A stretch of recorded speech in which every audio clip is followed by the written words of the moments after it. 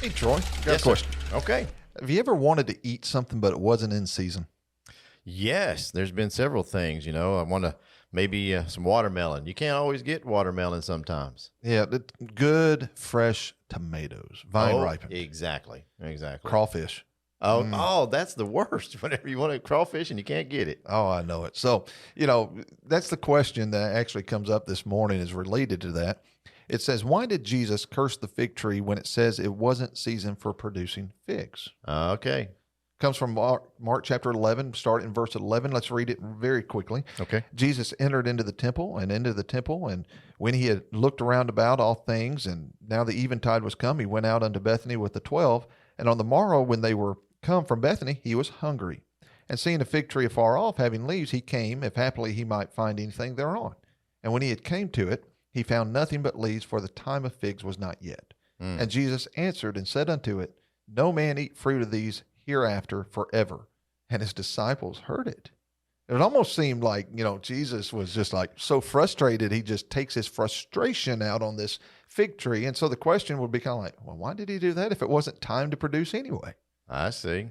Well, first of all, we need to understand that Jesus doesn't do anything capriciously.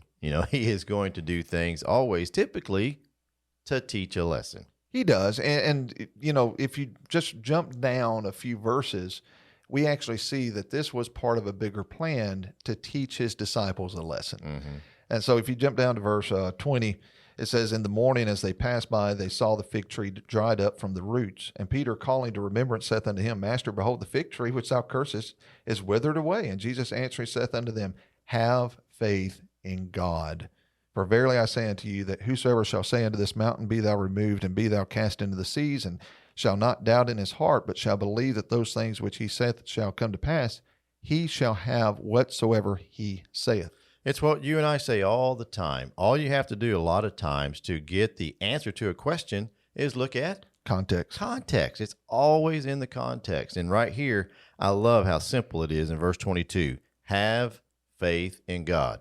Why did he do that? So that he could teach his disciples about faith. Well, I think if you look at verse 15 through 19 as well is important, because remember, this is the occasion which in the temple, so he does that. He goes into the temple and he is very bold with these money changers. Mm-hmm. He drives them out, overturning the tables, condemning them for what they did.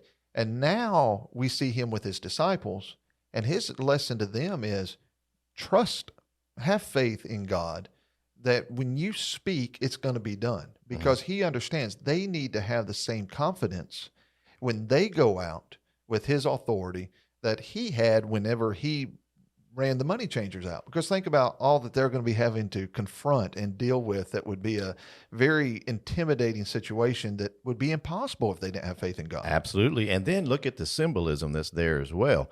Those people who were doing that, they had the outward appearance of producing fruit or having faith, but they weren't. In fact, over and over, Jesus condemned the Pharisees and people like that for being, pretty on the outside, but not having the beauty of God on the inside. And that is another lesson that we learn here is he's telling his disciples, it's more than just saying you're belonging to God, saying you're following Jesus. It comes down to doing it. Be doers of the word, not hearers only. Exactly. So, was it frustration that caused Jesus to curse the fig tree? No, it was a teaching opportunity for his disciples to prepare them for the lesson that they needed to be able to face all the things that they were going to encounter. And that is to have faith in God, which is a lesson that we need to take away from this today. Amen.